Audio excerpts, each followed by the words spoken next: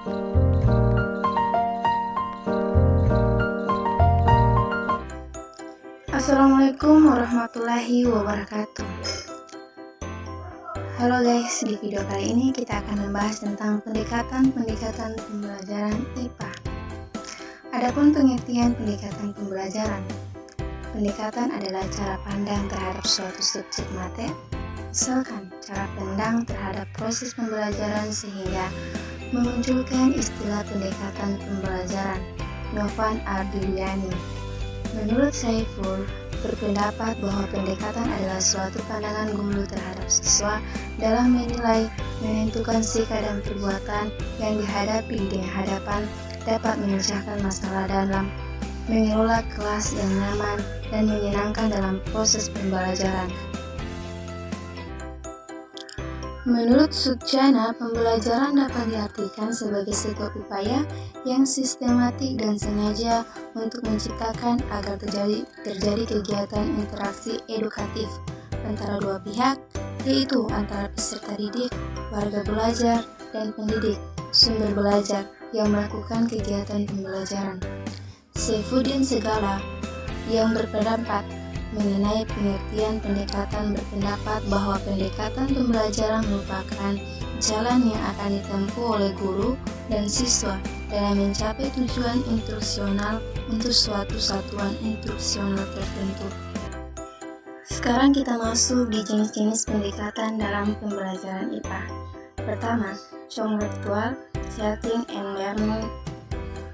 Kedua, inquiry. Yang ketiga, konstruktivisme. Yang keempat, keterampilan proses.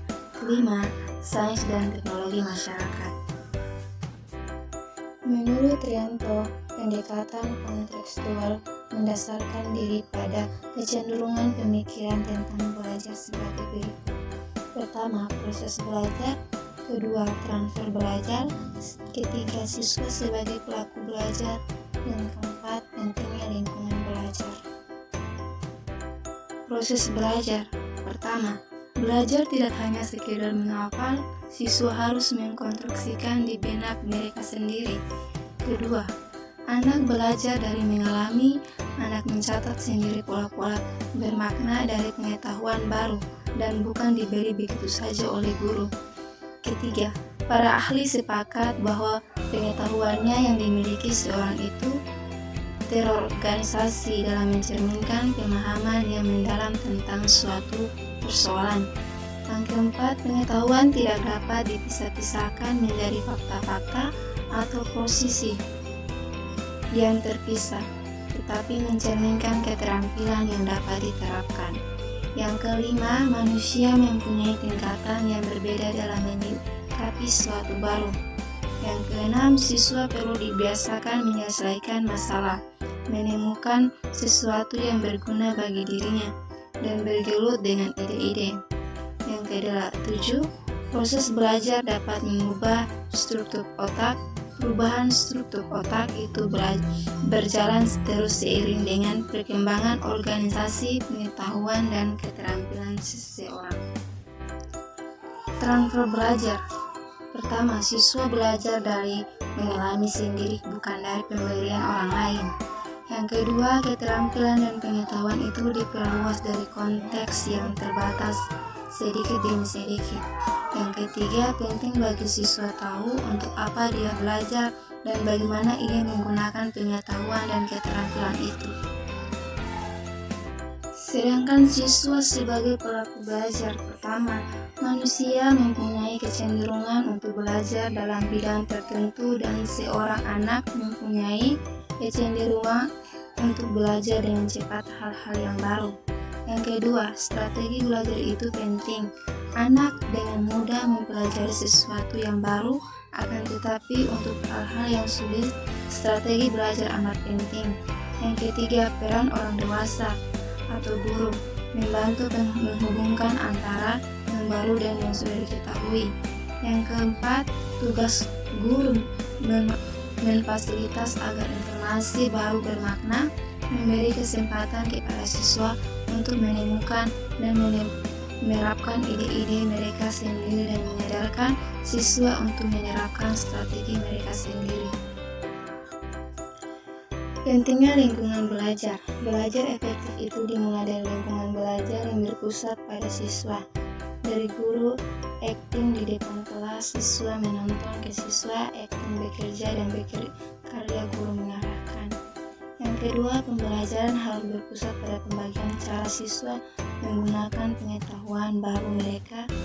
Strategi belajar lebih dipentingkan dibandingkan hasilnya.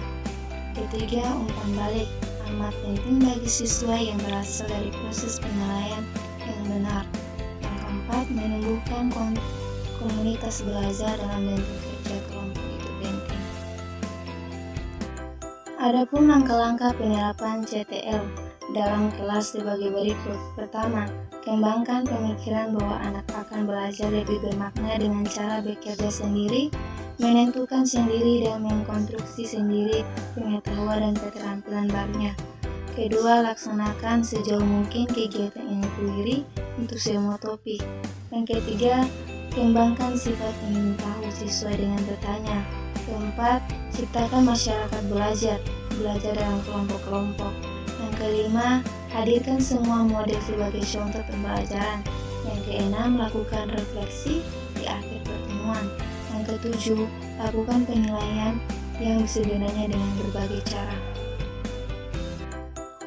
Pendekatan inquiry. Pendekatan penemuan inquiry termasuk ke dalam strategi belajar heuristik, yang artinya murid mencari dan mengolah materi pembelajaran. Wina Putra dalam Sutri Kandi. Melalui pendekatan ini, pembentukan sikap positif, kreatif, kritis, inovatif, percaya diri, terbuka, dan mandiri pada diri sendiri berangsur-angsur akan tumbuh. Selain itu, adanya pendekatan secara inquiry, murid akan berperan aktif dalam mencari informasi, mendata, memanfaatkan berbagai jenis sumber belajar, dan mengembangkan bakat. Pendekatan konstruktivisme. Pendekatan konstruktivisme merupakan proses pembelajaran yang menerangkan bagaimana pengetahuan disusun dalam pemikiran belajar.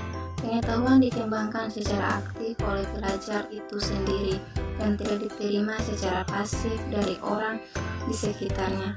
Hal ini bermakna bahwa pembelajaran merupakan hasil dari usaha pelajar itu sendiri dan bukan hanya ditransfer dari guru kepada pelajar. Hal tersebut berarti siswa tidak lagi berpegang pada konsep pengajaran dan pembelajaran yang lama, di mana guru hanya memohonkan atau mentransfer ilmu kepada siswa tanpa adanya usaha terlebih dahulu dari siswa itu sendiri. Sekarang kita masuk di pendekatan keterampilan proses. Pendekatan keterampilan proses adalah suatu pendekatan yang digunakan dalam proses belajar mengajar yang menekankan proses perlahan murid dalam menemukan sesuatu. Makna lain dari pendekatan ini adalah melihat dan menilai cara seorang murid mendapatkan hasil belajarnya dan dapat mengetahui hasil belajar mereka yang sebenarnya. Adapun prinsip pendekatan keterampilan proses. Prinsip yang harus dipahami yang meliputi kemampuan mengamati, kemampuan menghitung, kemampuan mengukur, kemampuan mengklasifikasikan, kemampuan menentukan hubungan, kemampuan membuat prediksi atau ramalan, kemampuan melaksanakan penelitian, kemampuan mengumpulkan dan menganalisis data, dan kemampuan mengkomunikasikan data. Adapun ciri-ciri keterampilan proses, yang diantaranya pertama, menekankan pentingnya belajar untuk mencapai hasil belajar yang memadai. Kedua, menekankan pentingnya keterlibatan siswa dalam proses belajar. Yang ketiga, adanya pendekatan belajar dua arah. Yang keempat, adanya keterlibatan intelektual dan emosional.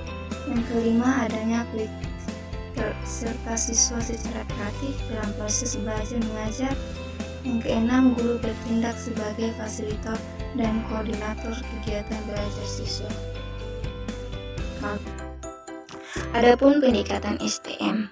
Pendekatan STM atau Sains Teknologi Masyarakat adalah suatu usaha untuk menyajikan sains IPA melalui pemanfaatan masalah-masalah dalam kehidupan sehari-hari. Pendekatan sains, teknologi, dan masyarakat melibatkan siswa dalam penentuan tujuan pembelajaran, prosedur pelaksanaan pembelajaran, pencarian informasi bahan pembelajaran, dan bahkan pada evaluasi pembelajaran. Tujuan utama pendekatan sains, teknologi, dan masyarakat atau STM yaitu agar dihasilkan siswa-siswa yang memiliki bekal ilmu dan pengetahuan agar nantinya mampu mengambil keputusan-keputusan terkait masalah-masalah dalam masyarakat. Pendekatan sains, teknologi, dan masyarakat atau STM berlandaskan 3 hal yaitu: pertama, hubungan erat antara sains, teknologi, dan masyarakat. Yang kedua, proses belajar mengajar didasarkan kepada teori konstruktivisme, di mana siswa membangun sendiri pengetahuannya saat berinteraksi dengan lingkungannya.